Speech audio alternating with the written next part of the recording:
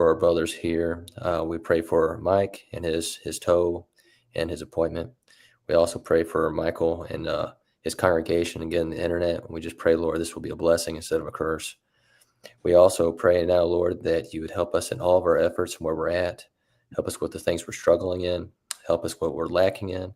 And help us to maintain the good works that we're doing now. In Christ's name we do pray. Amen. Amen. Okay. As is always the case, I remember something after our preliminary talk. Just want to share this with you. We closed Equipped on Sunday night, and it was our third one. We went through the book of Isaiah. It was great. By the way, Dave drove up, he and Becky, and were here for almost 2/3 of the day, which was quite a sacrifice. That's a long drive from Warner Robins to here, but it's kind of cool. We had 6 schools of preaching represented, and several young men who are interested in going to preach. So that was kind of neat. It was, there were so many good moments. And I think we had folks registered from 17 states. But anyway, the reason I mentioned that is that the Equipped videos are already up. So we have several playlists. What you can do is go to the Cumberland Trace Christ YouTube page. And then on the far right of the tabs on that page is playlists. And if you'll go to the playlists, you can pick whatever category. There's a category for all of them. I think there's a total of 62 sessions, but then there's the subcategories. We have the youth ones. We had a section called text questions. Some of the more controversial topics around the subject or difficult text, that kind of thing. We had leadership. We have sermons you can preach from Isaiah. There's 3 different sessions, and basically we had 3 different guys do that. So a lot of potential outline material there. But anyway, you can just kind of kick around the page there. The keynotes are on there. Can you share the page name again? Yeah, it's just it's the Cumberland Trace Church of Christ YouTube page. And I think there's a lot of good, rich material there. Some great guys. Names you may have heard of, names you may not have. I don't know who you wouldn't know all. I know you would know some of them. Well, some teachers of yours. Have y'all had Alan Webster yet? I'm sure you have. Oh yeah. Alan spoke 3 times, I think. Jeremiah, you would know Glenn Hitchcock from being a preacher in that area. He's a local favorite here. He always does stuff on leadership. I know Glenn Hitchcock. Yeah, you would know him from, well, you have roots in Virginia, although he's not certainly, but just a lot of good guys. John Moore, Tim Lewis, Melvin Ote, Wayne Jones, a lot of different guys, and they did a good job. All y'all's Equip stuff is right on the front page when you load it up. So on the YouTube page itself, yeah, and may I tell you, this is a local work thing. We'll talk about ministries that you do and how to succeed in that toward the end of the class. Those kinds of things. I mean, whether it's a Bible camp. Or if you try to have a little seminar like this, or vacation Bible school, or if you utilize something like a trunk or treat or something to try to be an outreach. I mean, so many different ways that you can involve so many different members. And the more involved you can get, more members, the more invested they become. They become, I don't know if y'all, I'm sure you've used this lingo and terminology. You want to get people from being consumers to being producers. We live in a very consumer-minded society, and that like I do, I don't care where you're preaching, that there is X percentage or number of folks who are there who take the consumer mindset, and it's kind of and it comes out like, what can you do for me? What does this church offer? All those kinds of things. And even think about the COVID impacts of this. Somebody will say who hasn't really returned, they'll say, I'm tuning in every week so I can get, church. We can talk about some theological issues with that. But beyond that, how do you do Hebrews 10, 24, and 25 if that's your mindset? And so shifting somebody from a consumer to a producer helps discipleship, helps to mature and develop Christians. So I just witnessed this in any endeavor that you try to do to fulfill the church's mission on earth. Man, the success stories that you can just see of people who are investing so much time. So the reason I said all that was two men who are now deacons, but that's happened just in the last few years. How much time does it take to upload 62 YouTube videos, get them on the podcast platforms? And this quick, and then just so many phases of efforts that are necessary to pull something like this off is just represented by person after person who gave much time. First of all, they love Equipped because they're spending time for it, but they also start loving the church more because they feel a part. When we baptize folks or folks come into the congregation, that's why it's so important. It's one of our biggest challenges right now is how do we get people involved? Because if they're happy and content with just sitting on a pew, we're missing something in what we're trying to do to help the church to grow. There's got to be a desire to do something, to be involved in the work of the church. Jake? I like what you said about the consumer producer idea for the church. And I kind of had a side question that related to that. Okay. Not related, but it is related to the phrase itself. Mm-hmm. How much should a preacher be consuming / producing? In other words, I'm a younger guy. Mm-hmm. I definitely know more than the average bear. But there are certain questions about angelology and all sorts of different things like I got this past week that I just don't. I'm not a 75, 80-year-old preacher who has all this wisdom who can just produce. Mm-hmm. I spend a lot of time consuming, and I wanted to kind of ask, like, what's your breakdown when it comes to sermon? Like how many commentaries do you? Like how many that? And again, I don't want to make it a long question, but well, let me just give you a general philosophical answer to that, and it probably will just be a whet the appetite and not fully give you everything you need on this. And that's more of a hermeneutics homiletics question. But I will say this about that, and this is just one man's philosophy. I don't think that I corner the market on that, or it's the only way to do it. My general philosophy on commentaries is that they are the very last thing that you consult. Absolutely. Yeah, absolutely. So I'm typically more expository or textual in my approach, and so where I want to start now angels is a topical study, and so your hermeneutical work is going to be a little bit different because it's going to take more time in my book to accumulate what you need to do justice to that. That's a deep subject. I've got several books in my library of hundreds of pages, and you think that's literally can go back as far, depending on your view, as Genesis 6 and all the way into the book of Revelation. So you've got certainly the book of Genesis to Revelation, and all the way in between, you've got all this information. But you do the work in the text and use your language tools, because to me, that's not a commentary. A language tool, unless you are a fluent Greek and Hebrew reader and student, you're going to need those tools. But to me, they're not telling you what to think.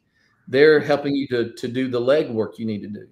And then out of that, to me, that's producing, and some of that's consuming and producing. And that's kind of using that term differently than the congregational member who comes and sits and says, feed me, but don't ask me to go work for my food, But what you're talking about, it's kind of the sharpening the axe. Mm-hmm. The actual chopping of the tree is relatively short compared to that. And if I can add just a slight sure. bit of insight there. Breaking down a passage I love. That's like the funnest part of being a preacher. Yeah. And like you mentioned, commentaries, they come last, and I'm glad, because they either affirm or allow me to change and see, oh, well, this is, somebody else had a different view. Usually when I think of consuming, I think of kind of the in-between stage where, well, maybe more towards commentaries where I think, well, what would a Baptist say about this, or a Calvinist say about this, or and you just go down the list of all the different views, or a Catholic say about this, and why is my view the way that I've always held? And going through that, and generally it affirms what I believe.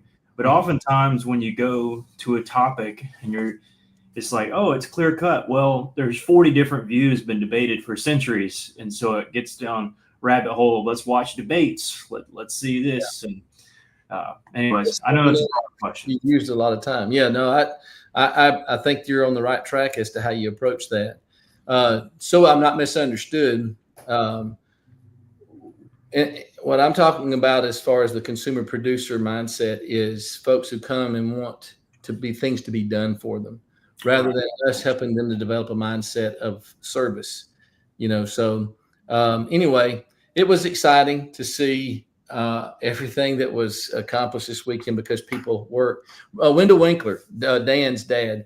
By the way, Dan was on the program, and I think he teaches you guys something or somewhere down the line. But in Hiram, he does as well. Brother Winkler used to say, programs don't work, people do.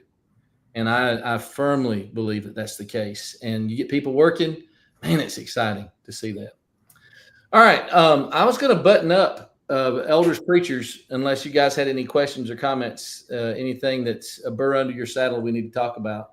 I want to get to another segment or section of this, and you want to call this in your notes, hospital and nursing home visitation. I do have one quick question on elders. Okay. I'm just looking for a quick recommendation. I'm in a congregation that has kind of moved away from that, and we all know why those things happen is sure. Family dynamics and things like that. But I need to get that mindset moving forward. Is there anything in particular that I could preach? Is there anything that I can start talking about? Is there any vocality that I need to be moving the mindset?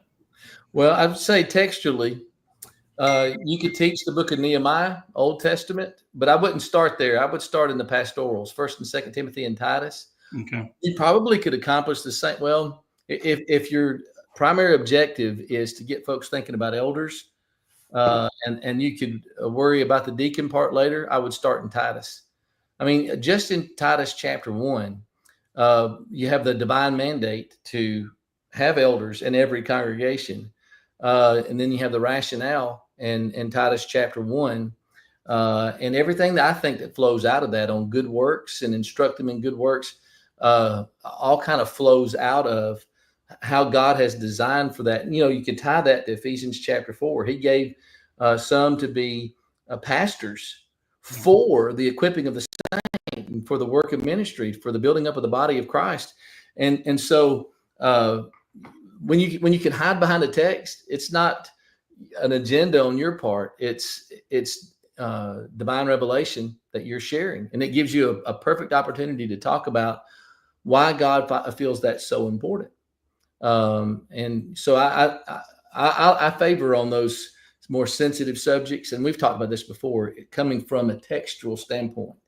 Let God do the talking through his inspired writer, and you get to be in a position where you go, of course I agree with this because this is God's word. And, and here's how that can apply to us, I think. Okay.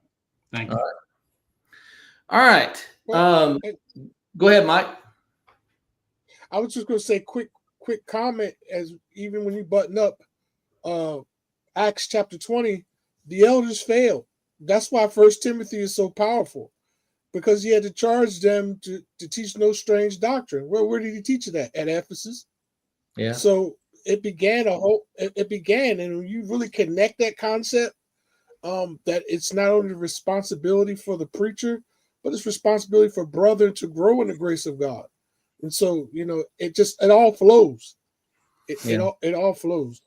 Well, and Ephesus is a great reminder that a church can have elders, and then that doesn't ensure the future And Paul was trying to hedge the future by talking to those elders, and of course to Timothy. John comes along, and I'm sure that's part of his message in Revelation 2 of you've forgotten your first love. All of that leads to the point where you don't have it. I was in Ephesus fall before last, and Kusadasi is the modern city, and there's no Christians there, New Testament Christians. So something happened. There was a failure there for sure. Yep. Hospital and nursing home visitation. This is obviously, or should be, one of those areas where we do not need to fail. It is unforgivable not to go. And we've already talked about, I'm not going to retread the ground on whether we do this as a preacher or not. From a practical standpoint, we talk about job expectations, fair, not fair, real, what is it? The ideal versus the real. We don't live in the ideal world. We live in the real world. And as a Christian, it's settled anyway. We need to visit as a Christian, Matthew 25. It's unforgivable not to go, but sometimes it's going to be hard to make visits. Hospital, nursing home, especially. Unpleasant people, unpleasant situations. Guys, I don't have to tell you that. I'll tell you something. Samuel, you mentioned Dale. I took our boys with me visiting, and I wanted to make sure I took them to hospitals and nursing homes. Why? Why take a kid to a hospital or a nursing home for a visit? Do you think? To help Good, build compassion for others. Yeah. I didn't hear it. What'd you say, Mike? No, I said to build compassion and empathy for others. Okay, so there's a spiritual / emotional social reason is you want, if you make that natural when they're kids, then that they just feel like that's a part of what it means to live the Christian life for sure. And hey, I'm not going to kid you with boys. I wanted to expose them to the life of a preacher so that they could see what that was like. So, all right, Daniel, what were you saying? Along the same lines, it also, my dad brought us to kind of encourage those that we are visiting as well, seeing young faces and stuff like that, especially to like a nursing home. So, we were there. We didn't want to be there. I mean, I can't tell you any of the times as a kid I was like, let's go to the nursing home, but it was just, it taught me as far as servanthood of just being there to my presence was a help of encouragement. Mm-hmm. Yeah. Like when you do services at the nursing home, just watch the faces light up. I mean, here are folks who are at the very end of the spectrum of life, and there's just something invigorating about seeing young people. They're thinking about their kids and their grandkids, their great grandkids, and how they may not be coming around very much, but they get a chance. And it's tough because kids may feel very hesitant, and that's part of the training and reason of doing that is because you want kids to overcome their fears, and give them what they need. Yes, sir, Michael. Yeah, I was going to say you brought up a point that is unfortunate, but as society has moved on, we care so much less about that person that has been stuffed away somewhere, and the fact that somebody cares to come by and see them, it does bring them. That it's one of my favorite things to do. We have a service, we have a devotional service twice a month at one of the nursing homes here, and they're packing it in there. I wish I could get my members to pack it in there as much as they do, but they are packed in there. Yeah, the joy of service. Yeah, that's huge. I'm gonna give you a practical reason why I did it. You guys, go ahead, Jake. Let me get. Oh, sorry. I feel like I'm cutting you off.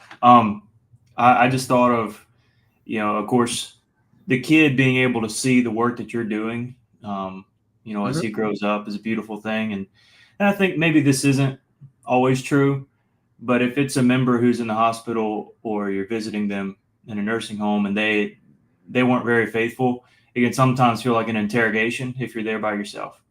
And Yeah, or people's guilty conscience immediately surfaces, and that's a good way to diffuse the whole situation. Yeah.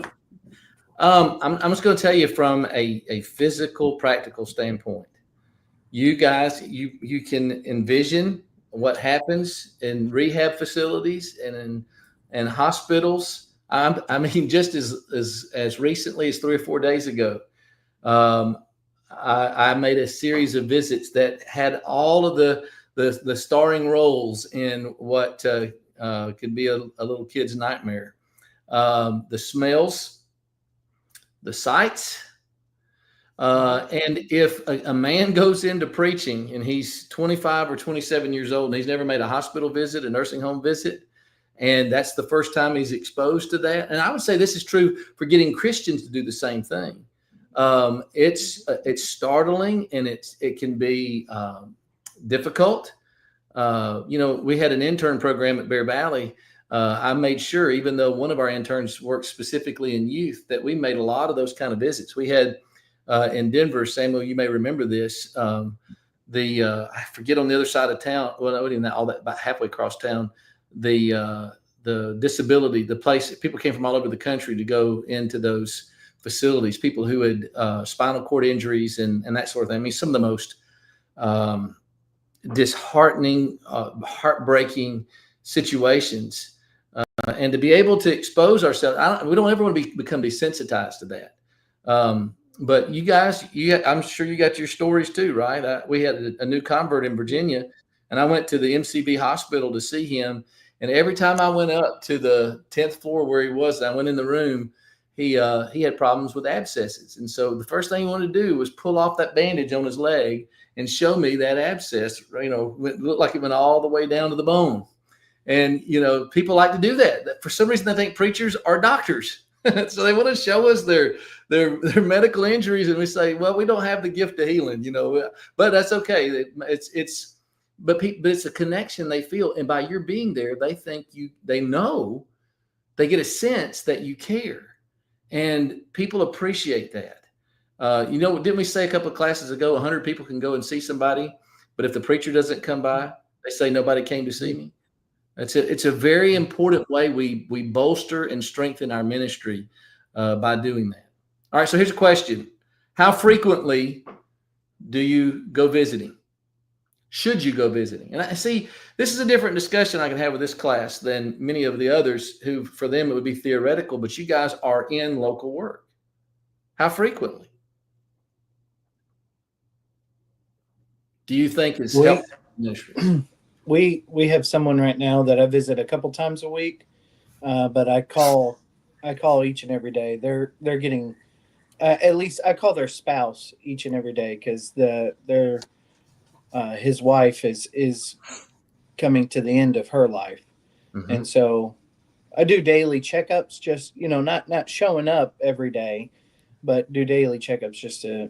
I don't know. It's trying to find that nice area to where you're not annoying people or getting in the way, but letting them know that you're there and there for them.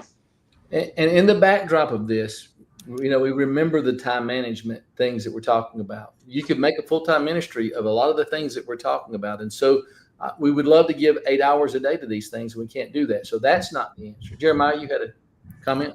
I think it's all dependent on the person, because there's some people who are like, I need a lot of attention. There's some people don't bother me, but like if I do need help, I'll let you know.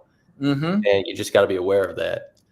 Yeah. I have some caveats here. It depends on the situation, right? As to how frequently. If somebody is in the hospital and we can find out about it in a timely way, we should be there at least once during the time that they're in the hospital. They're in a nursing home or a rehab facility. Well, that's one of the caveats. We'll talk about some others. Jake, you had a comment? I want to caveat this statement, but as often as you can without conflicting with your own other work, and then without conflicting with your personal relationship with them, if you're going too much. But I will caveat that by saying that, let's say you have 50, 60 members in your congregation, or 100, doesn't matter. You may eat or go visit or whatever you do with that family, maybe one family a week or whatever. But it may get to a year, and then after a year, you may, as Jeremiah mentioned, have some people, you haven't visited me in a year. It's like, well, I've been doing, as much as I can. So I know one practical way I handle that is to have multiple families over at the house for me. Because as a single guy, there are certain situations I can't just go visit alone. I would need somebody to go with me, like an elder. So, well, I'll tell you what, it doesn't matter whether you're single or not. If you're visiting, there are some visits you can't make by yourself that you shouldn't make by yourself. And those all revolve around ladies, particularly, or maybe somebody who you don't trust and might, you need to have somebody as a witness for you. Go ahead, Michael. Yeah, I don't have 25, 30 people. I don't have any in the nursing home that are members here. I have one that is kind of a shut-in that I go and see once a week. But again, like he's saying, I'm in a situation here with widows that I could go by and see, but I can't do that because I can't get anybody to go with me. So again, I'm in that position where how do I make this abundantly clear to people? Somebody needs to go with me on these visits. And one of the things when I first came here, I don't want to dominate the time, but this is all something that I'm struggling with right now. So I got a whole bunch of brothers and one well-seasoned one right here. So I figure I might as well go ahead and open this up a little bit. I've got situations where people are like, well, there's so-and-so hadn't been here in a long time. Right. Well, I'm new here. So-and-so. Yeah. If there's somebody we need to go see, let's go see them. But for the preacher to show up that they don't know from Adam's house cat, to show up in their door and want to know why we haven't seen them at services is not a good plan. And I think all of us are well aware of that's just not a good way to go about it. So I would say that, Michael, you've got two strategies that you need to be working on. One is trying to develop that relationship with that person so you can get that person to be willing to go with you, assuming it's one. Or ideally, if you could find more than one, that you could be working on that. Alongside of that, to alter, that is something we can do, is alter the manner of the visit. There are some, and widows are still 20, 25 years older than me in most cases. But there are some, for propriety reasons and that sort of thing, that when I'm visiting them, we have porch visits. And it's maybe not as ideal as sitting inside the house, and sometimes weather and season and that sort of thing impacts that. But that can help to offset the not having seen them, even if they want to invite you in. Or the common sense that we've talked about, you assess that and see how you best handle that visit. But it's a real issue. Now, depending on your situation, like Samuel and Jeremiah, are your wives stay-at-home wives, or do they work a job? Okay, so are they raising kids? Yes. So there's a lot of times where you're not able to take them with you. So we all become, even though we're empty nesters, there are a lot of times where I'm making visits during the course of the day while I'm here at the office, and you're in that same exact circumstance. And then, Michael, to your point, that's an ongoing challenge, is developing folks that you can enlist as part of the work, and it's going to benefit it more than just in the visitation side. It's a huge, I can see the built-in challenge that is for you, for sure. There's so many people that people are like, well, we need to get out door knocking. I'm like, we got sheep we need to look after first. There's sheep from the fold here that are not coming. Those are the first people we need to go to. And but I can't get anybody to go with me. Right. And when we get through with this particular section, we're going to look at those kinds of visits, because there are, we'll talk about visitation programs, and those visits fall into different buckets. You're talking about one of the most important and a very specialized visit that has to be made in the local church, and that's delinquent members If we get to the point of development in the local work to where we are trying to practice where necessary, something like a church discipline, not everybody can go with you on that visit, even if you have a good relationship with them. So it'll probably be Thursday, but we'll be talking about some of those visits too. Good thoughts. A frequency is going to be determined, in addition to what you've said. Depends on the situation. We've already talked about that. Depends on the location. I was in 2 urban works before I moved here, and a hospital visit in Denver could be a 1 hour one way. And there are 15 hospitals.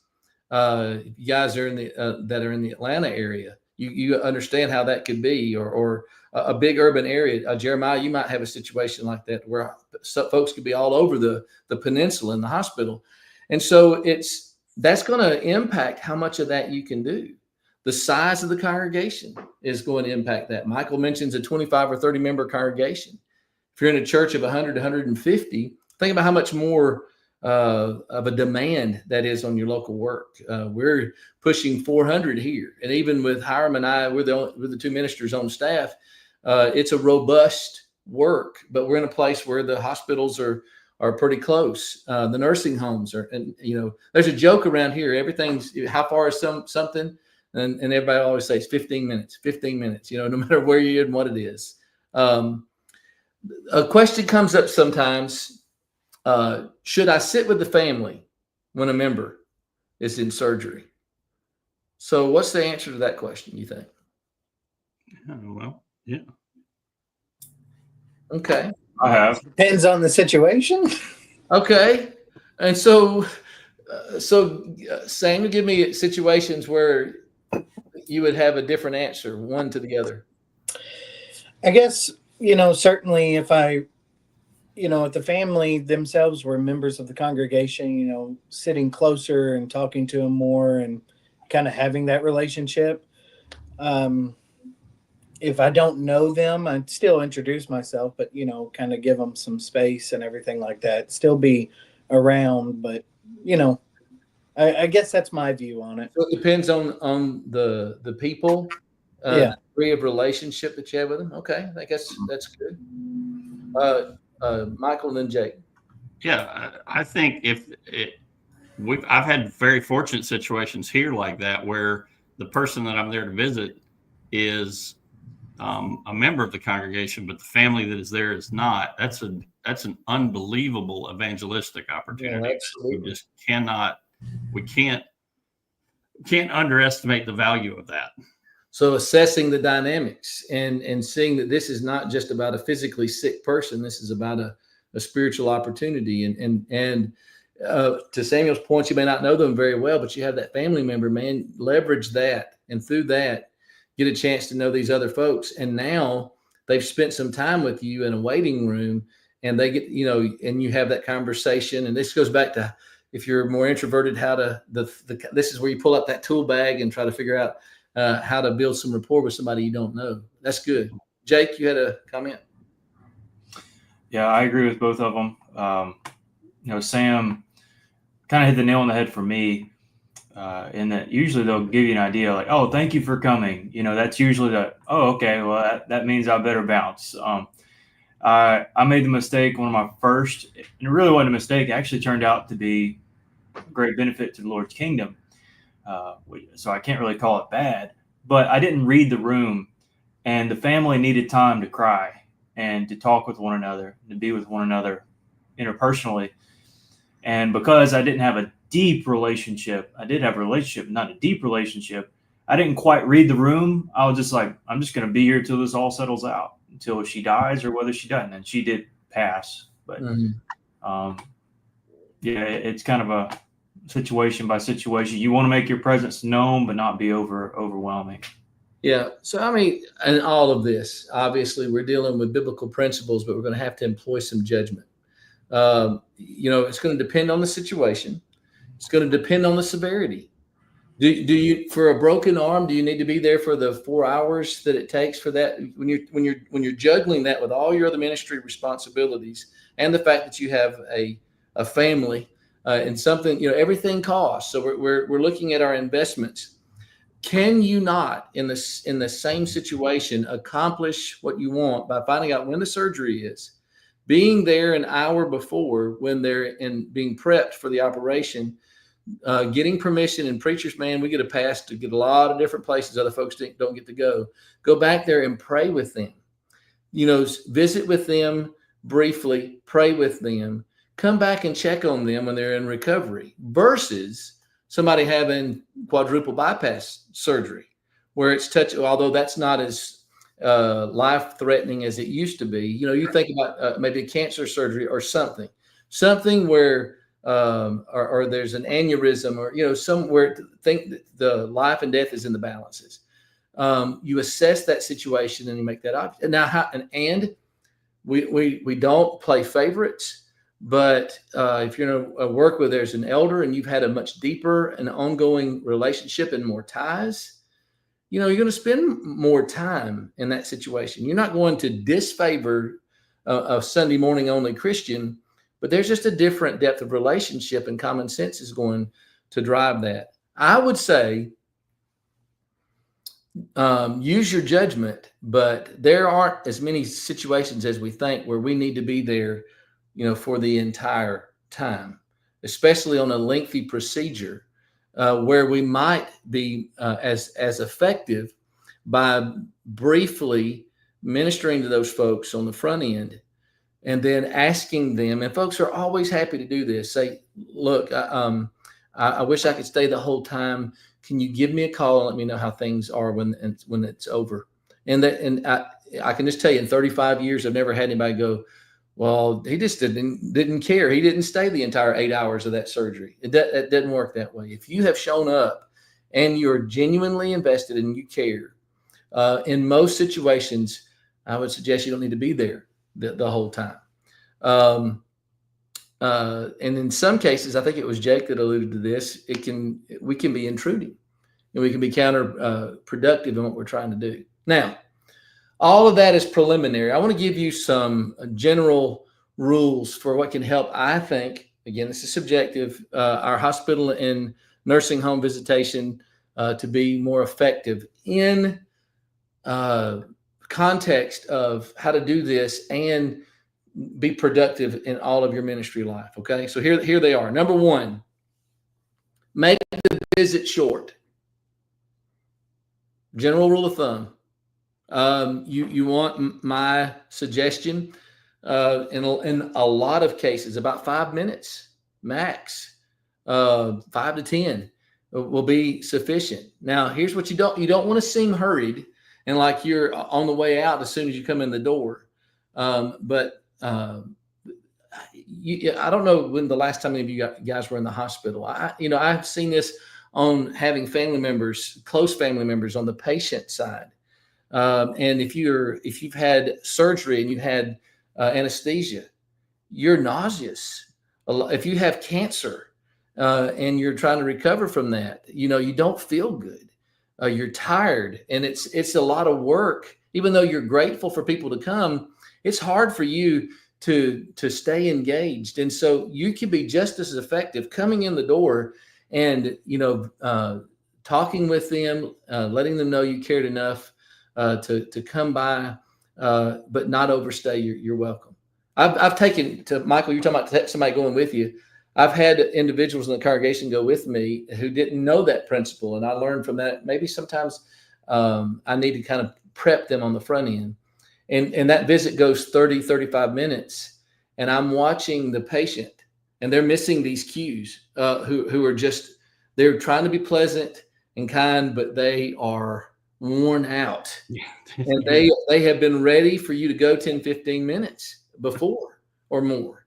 And so the rule of thumb to me is, don't overstay. And 5, 10 minutes is typically enough in a lot of visits that we make.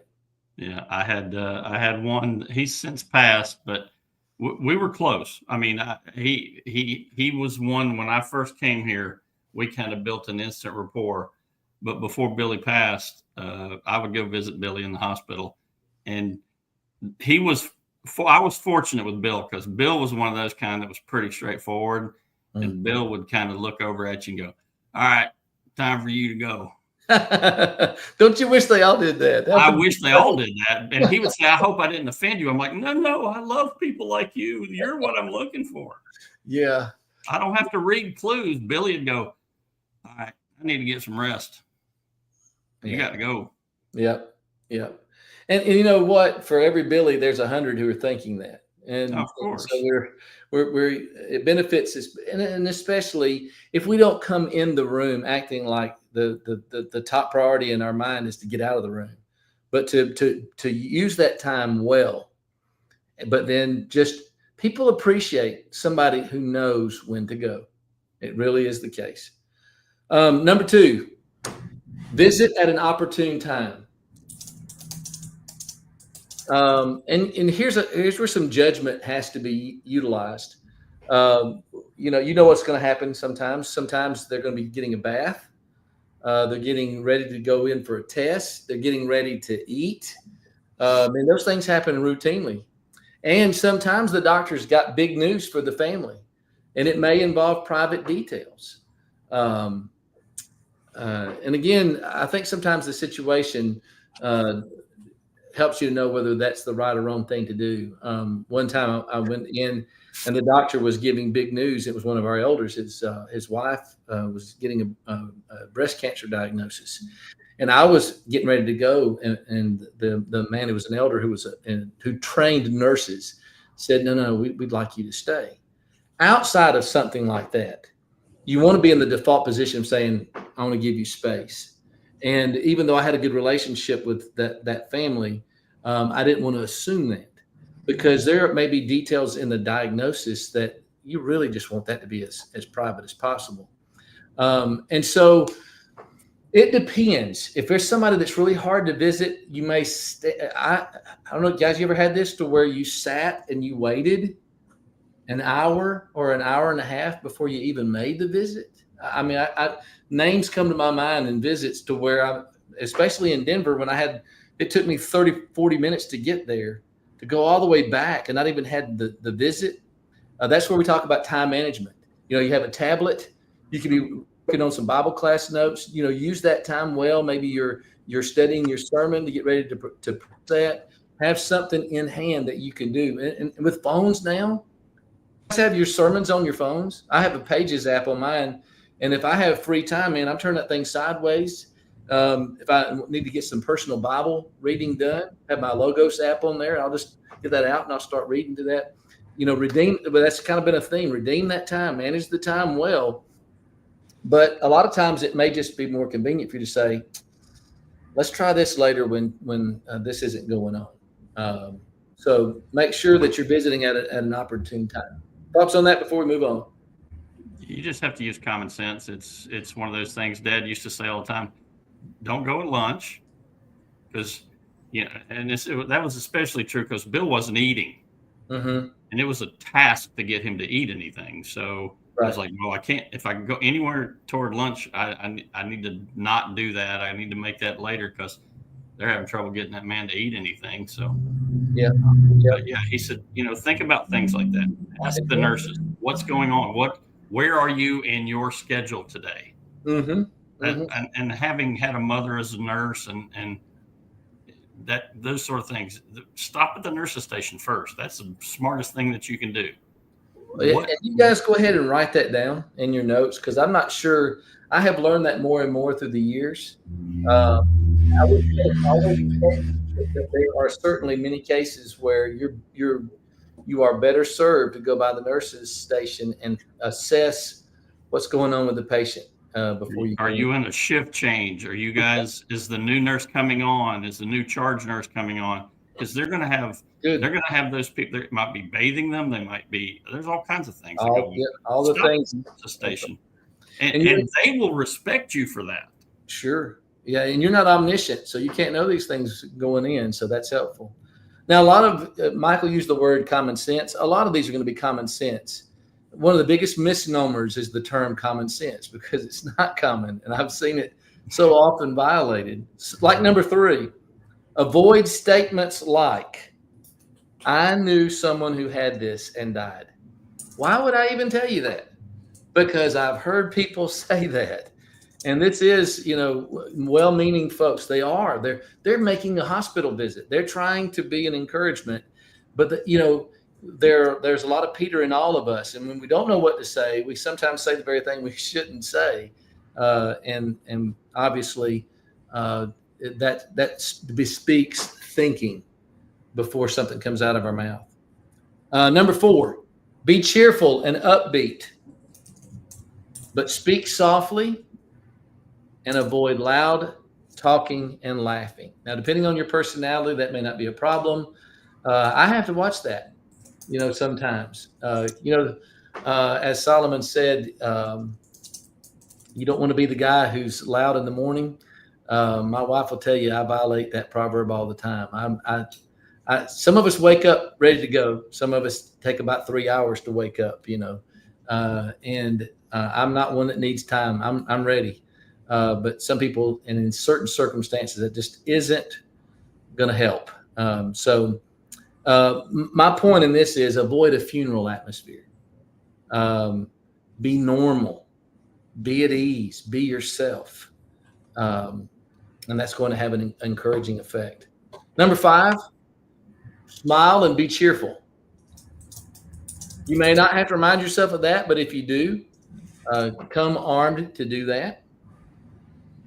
Number 6, we live in an age where this is sometimes missed. Do not suggest a sure cure or a change in doctors or medication. So often, and man, the internet doesn't help us with this, we have just enough information to be dangerous. Or what's even worse is if we do have some medical knowledge. That's not our role. They have doctors, they have nurses. If it's not an ideal situation, it's not our ministry role to help them to get connected with a better doctor or nurse or hospital. So as a rule of thumb, and maybe if you don't have a medical background, this is easy for you. If you happen to, that's not the reason you're there. You leave that to the folks that are doing that. And we'll say something maybe related to that in a minute. Number 7, I think, don't ask the trouble or the condition the patient has. Why?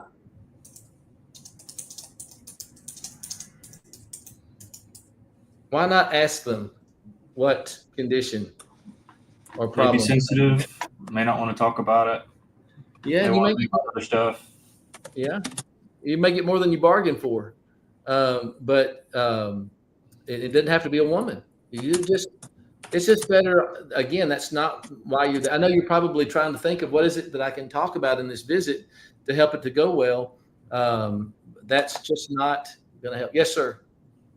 I was going to say, if you're going to visit, you might already be prepped on what they're going through. Sure. And you can, without going through it, if they're dealing with like cancer or something, this is a bigger situation. They already know what they're going through. Yeah. So why bring up what both of y'all already know? Yeah. And in the situation, perfect example, how's your appetite today? Or how are you responding to the treatments? Do you feel good? Those are things where you're not really trying to leverage whatever your medical knowledge is, but you're showing compassion, empathy, understanding of the situation they're going through. Good. Number 8, don't express a lack of confidence in a person's diagnosis.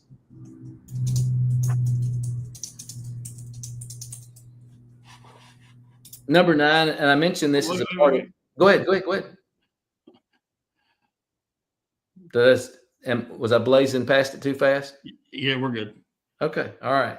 Number 9, avoid a funeral-like atmosphere. I mentioned that as a sub-point a moment ago. And this should be obvious. When you're laying in a hospital bed, you're already afraid. You're already distressed. You're already anxious. I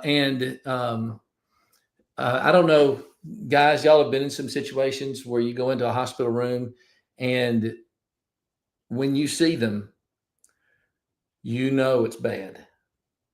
And how we swirl and train our faces not to betray what our eyes are seeing is very important. Being prepped on that can help.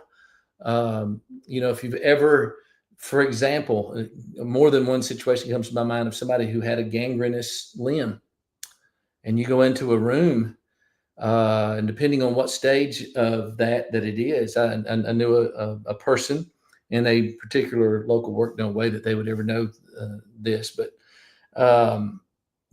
already had an amputation of another leg, and because of that, didn't want the double amputation.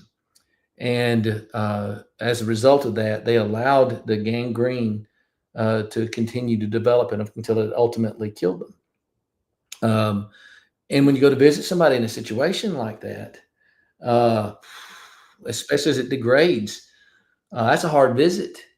And what do you do in a situation where somebody is now terminal, and it's a real grim situation, from your senses, your sight, your smell, all of that, to what you're witnessing and the decline of that person. You want to make sure that you can make that as focus them on certainly biblical spiritual things, but even something as mundane as if you have an interest like fishing or sports or somewhere, we can get their mind off of that for a moment. So that funeral like atmosphere, even when you got somebody who's not going to make it, is really helpful to ministering. Okay. Number 10, leave with a cheerful hurry and get well sentiment.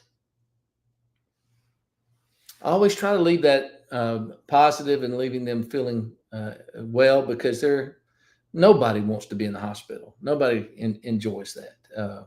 I say, typically. Number 11, when somebody is in pain or very ill, don't expect him to converse.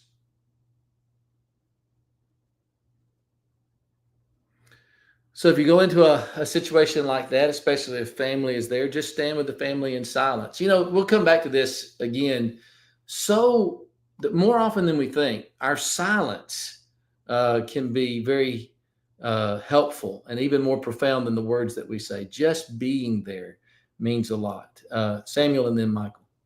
I just think hurting with people. We forget that part. Just hurt with them. Sometimes it isn't a word that needs to be said. It's just like you said, just hurt with them. Yeah, and as is often observed, Job's friends at their best were sitting in that. Oh, I'm sorry, Michael. That's exactly where I was going with that. We got two instances of that. Ezekiel said in silence among the people. Good. And so did Job. His friends didn't do anything but sit with him. And sometimes that's all we got to do. Yeah. With Billy and with Gilbert, we've got to shut in Gilbert. Sometimes he just wants somebody to be there with him. That's right. Well, nursing home or hospital, you'll have long stretches of time, especially if you're in a chronic situation or a long-term stay, where you might have days outside of the medical professionals who are paid to take care of you, where nobody comes by, and just being there can be, huge. Even on some occasions, if you have a common interest, like I'm a Rockies fan, and so we would sit and we'd watch baseball together, or here. And a Braves fan, right? Please clarify that. I am. I grew up a Braves fan. Okay, yeah, okay. And it's much better to be a Braves fan right now than a Rockies fan anyway. It's still April and they're 20 games under 500, so that's we got nowhere to go but up. I mean, it can't get any worse. That's right. Number 12, assure the patient of your continued prayers and interest and those of others. So often when we teach Bible class and we preach on prayer, and we may feel like, especially as the preacher, that these are redundant teachings, but it's so fundamental. It's so integral to a person's spiritual life, especially if they're a Christian. They need to that can be very helpful to them to know that they're the subject of prayers. Number 13, don't walk into a patient's room when the door is closed.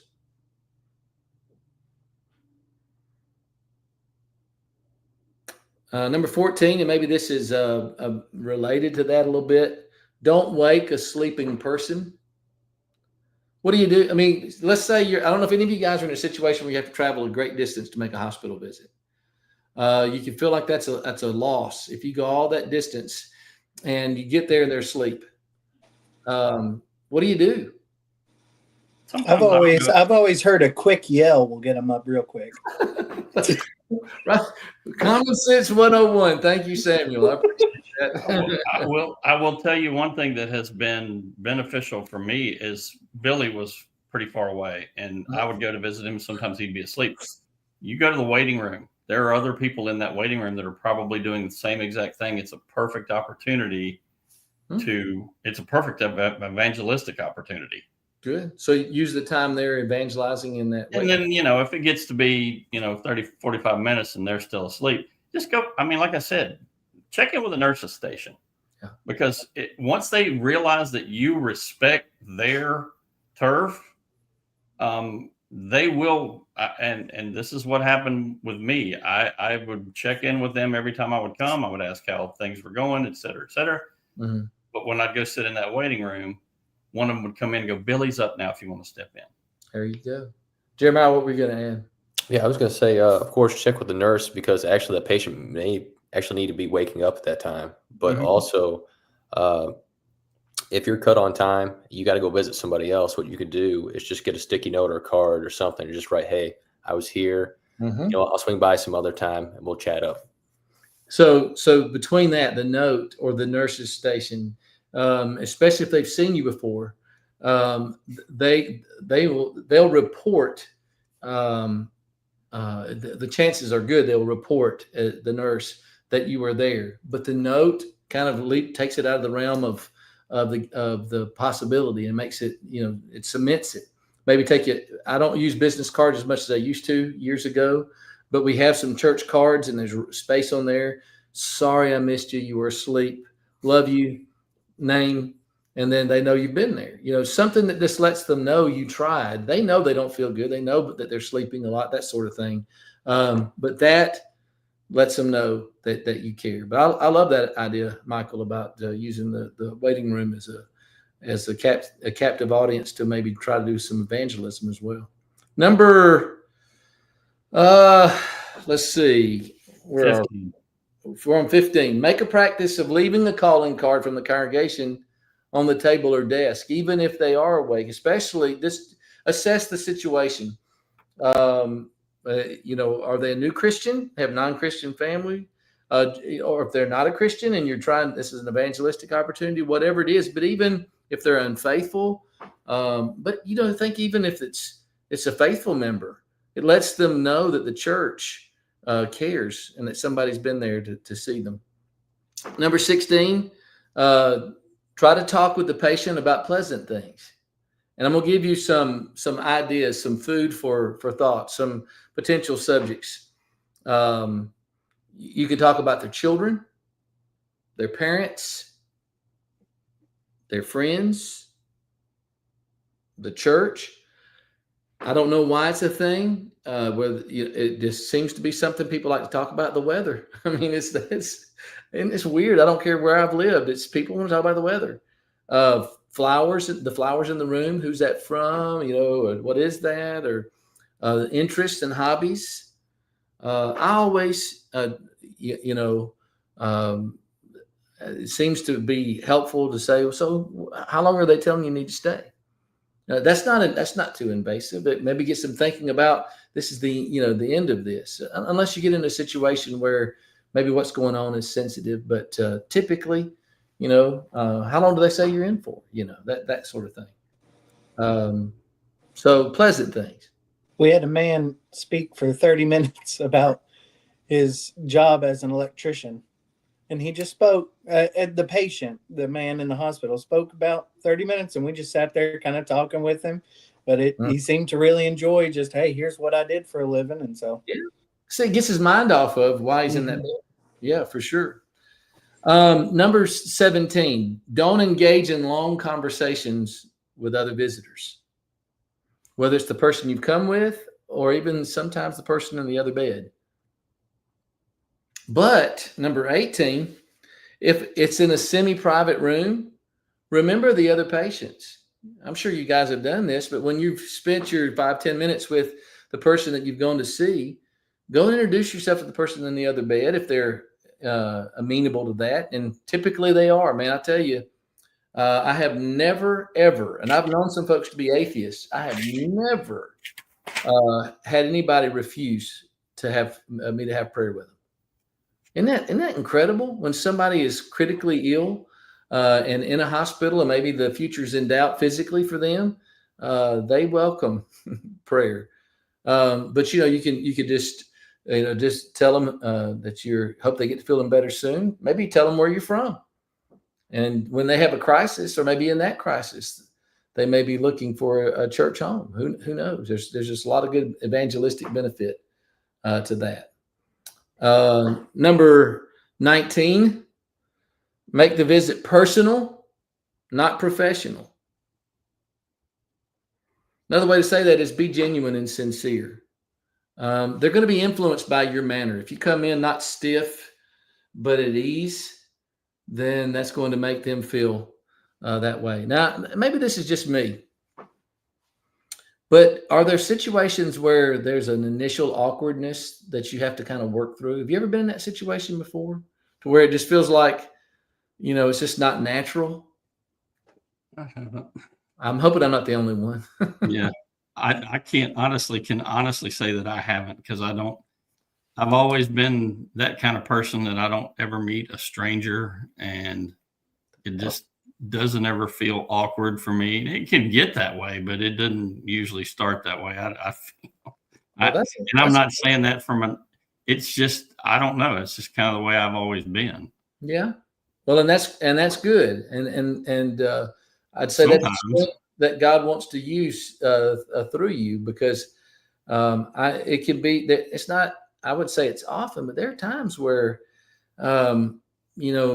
the chemistry isn't as good as it is at other times. And trying to get to that point can take a little bit. Yeah. That's why sometimes that is a disadvantage, because you'll get people that are way more introverted, and they see that coming across as arrogance. And for me, it's not really arrogance. It's just that, hey, I care about you, so I'm here, and it's not awkward for me. But it does kind of it bites me every once in a while.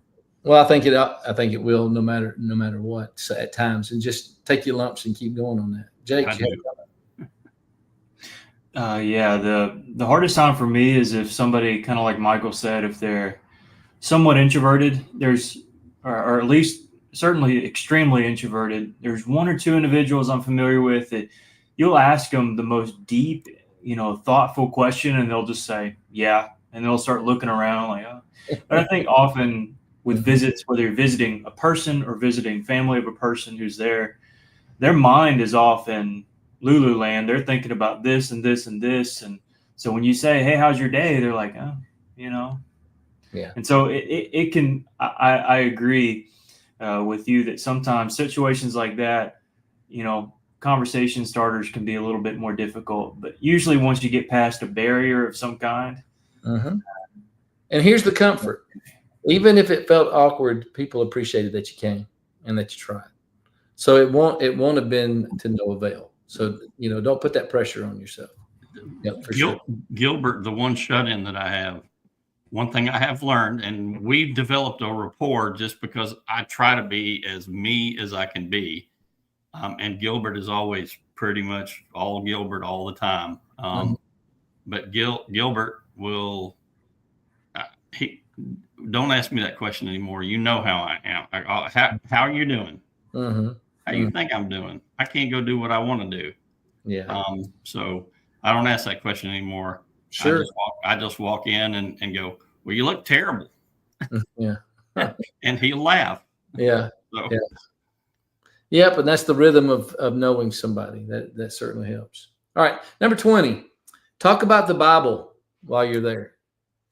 Oh, what a terrible missed opportunity if we don't.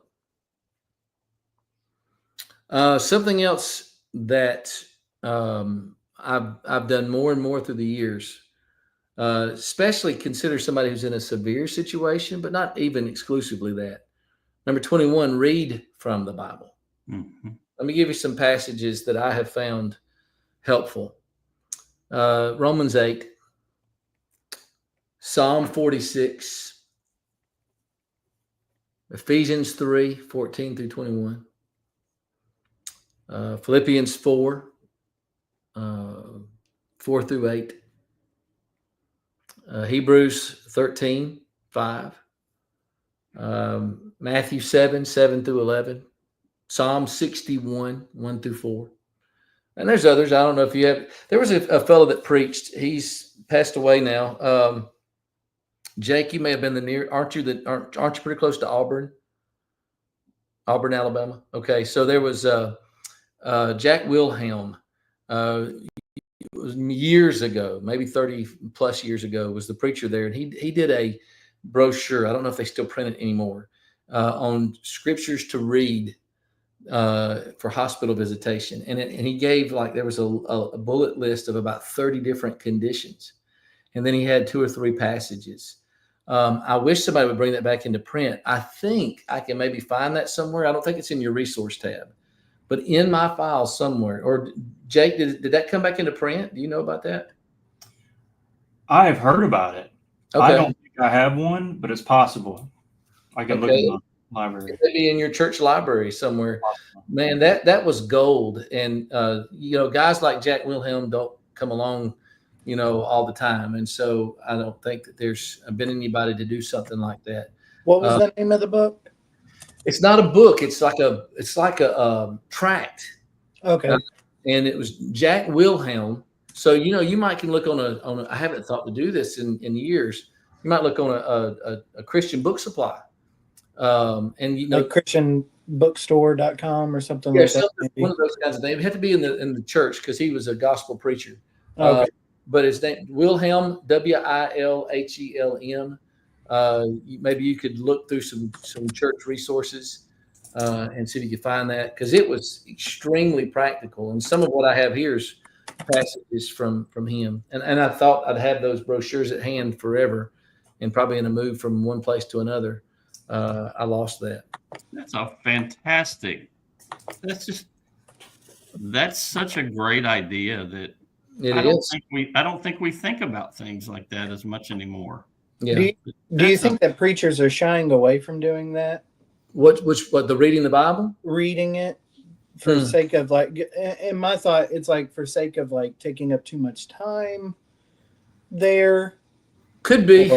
That's in my estimation, that's a very short-sighted approach, and it's easier now than ever. I mean, certainly we're not going to be ashamed to take a Bible with us in to make a visit, but if we didn't remember our Bible, it's right here, and we can pull it up and we can do that. It's never been easier. Oh man, 3-4 months ago, I went in to see one of she was in her 50s, and she had cancer and she was dying. And it was to the point where she was not she was maybe conscious, but unresponsive. And her son was in the room, but her husband was down getting something to eat. And I read from Romans chapter 8. And this may not be connected, but I do know that this can often be the case. Her vitals, as we read through Romans chapter 8, you could just see, blood pressure, pulse rate, visibly respond to that. I think it's a physiological thing, because this was a woman of deep faith, and to hear God speaking to her through His Word, even as her body's ravaged and she's about to lose that fight, it was a dose of courage. And man, let's don't miss an opportunity to remind people of why they're here and where they're going, and especially at a stage of life like that. So I think instead of putting our foot in our mouth, if you got nothing to say, let God say it.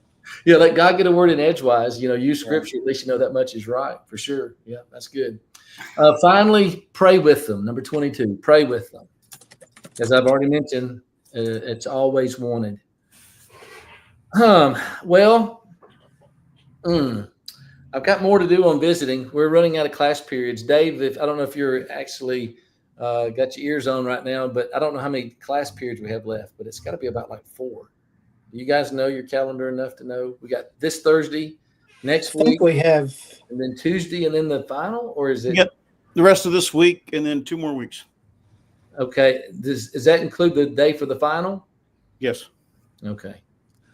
All right. Well, I'm gonna assess what else we have left to cover, and I may not get to the problem of visiting. If not, I'll try to drop that into the LMS so you can have that. Yeah, there's there's a lot on all of this, and we'll do what we can.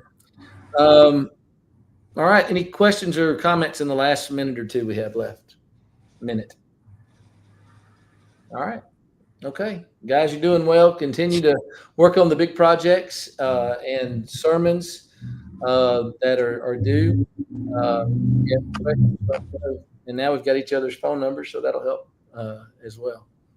All right. Let's bow for a word of prayer.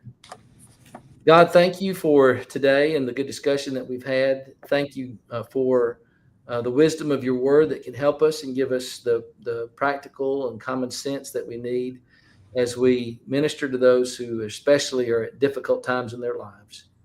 Help us to remember ourselves to be your ambassadors, that we certainly know that we're your hands and feet and that we're your heartbeat for the folks that we are trying to help to go to heaven. Help us, dear God, to be an asset, not a liability, and to do the very best we can to improve in every area of our ministry lives.